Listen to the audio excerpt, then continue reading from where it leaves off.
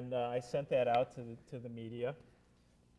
I followed that the following day with a Camp Snoopy coin, Oh my! which I also shot. It had a dent in it. Dent in it. It came out of its nice little holder when I did that. It just blew right out. Oh, I bet it did. So I took some little Band-Aids. Yeah. Like Teenage You mean real Band-Aids? Yeah, Teenage Mutant Ninja Turtle Band-Aids. Oh, okay. Batman Band-Aids. And I taped it back in, and I wrote on the inside, "Could this be the end of Suburban Torture? Stay tuned." And Suburban Torture is one of our more popular cartoons. So I thought that would be a dead giveaway. Yeah, all right. The third day, We'll try I sent out a dead giveaway. Aha! Aha! Terminator, yeah. This was a Minne HA Falls postcard with bullet holes in. And on the back I wrote, Minne HA Falls, and it can't get up. No, that's funny. I like that. And I had that. I like that one. That's funny. And at this point, I had our address and our phone number and everything. Well, I got a bunch of phone calls on my answering machine. This is Channel 5. Would you please call us immediately? This is Channel 4. This is You got KSJN.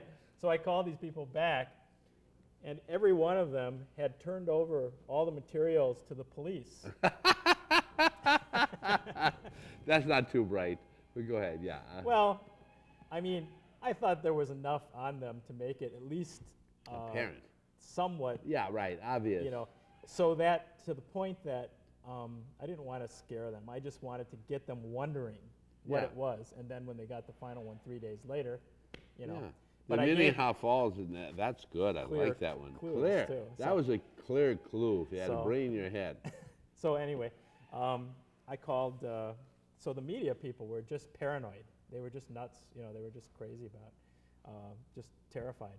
And you're joking. They were terrified of what? They took it totally seriously. They thought I was a crazed killer out to get them. You know, I was going to be down at the station any minute with an Uzi. A few little bullet holes, and they get all upset. You know, people have no sense of humor whatsoever. A few lousy little bullet holes. Jeez. And of course, you would always send it through the mail, naturally, of course. Jeez Louise. So, you know, but did the police call you? No. The police did not call you? No. In fact, my technical advisor was an old buddy from college who's now a deputy sheriff in Milwaukee County. And he told me what kind of gun to use, what kind of bullets, how to be safe, how to do it, you know, hold the gun the right way. I was sure to do all that, and very careful. And he thought it was the funniest thing I've ever done. I've known him for 20 years, you know, and he's been around through all. He was with me when I went to the press council, and we went as the IRA you know, when I was put on trial for being offensive. I see. In college, we went to that hearing wearing IRA armbands, and you know, this guy was with me way back then. So anyway, it backfired, and it got absolutely no attention from the media except for a small bit in the gossip column from CJ in the Star and Tribune. I know the column. And you know, it really, I was just amazed that something that was that creative could just get absolutely no attention because of their subjective feelings. So that's where we're at with Minne HA, and it's hard to do satire in the 90s in America. People are taking everything way too seriously. And it happened to Waco yesterday. They're going to take it even more seriously. Well, they create that, though. The media creates that. Oh, you bet. Look at what's on the local news. Those people who were afraid of this, who perceived it as a threat, they are full-time terrorists. Yeah. They go on the air every night, and all they do is try to scare the pants off everybody because their ratings go up, their readership goes up.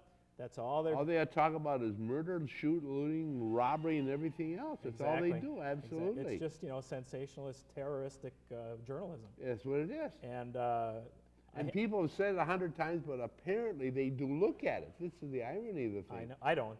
I don't, but I'm telling you that apparently people watch this. So anyway, are we at the end? No, we're not at the end yet. I was going to say. No, I'd let you know. Plenty of time.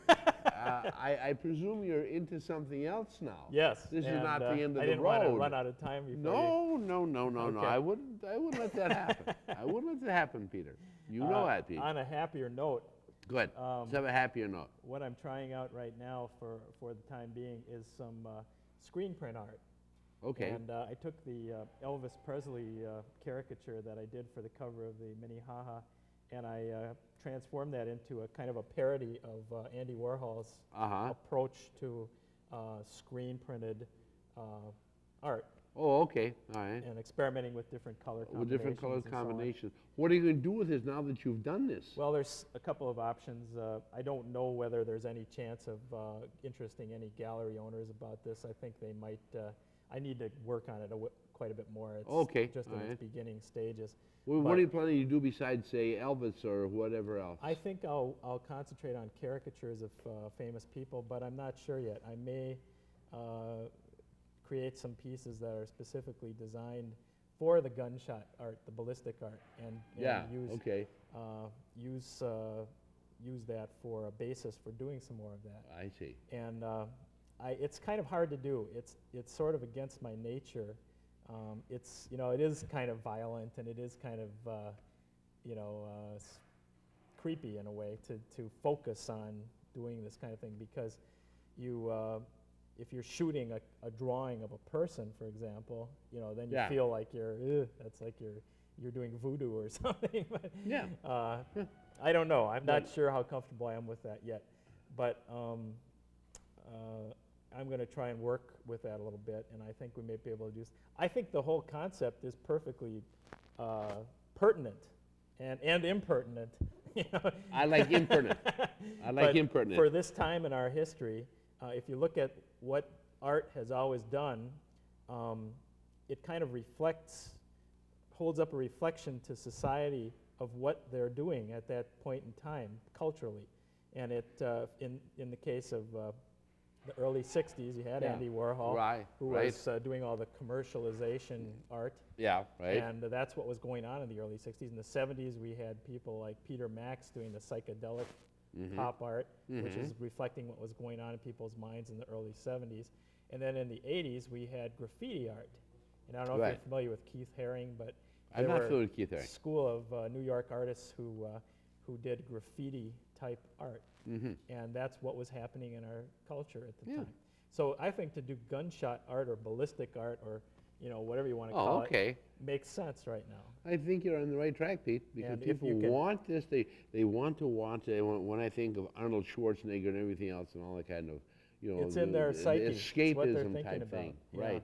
Shoot the bad guy. I think if you can do it in an artistic way, what you're doing is you're getting people to look at it from a completely different angle and think about it.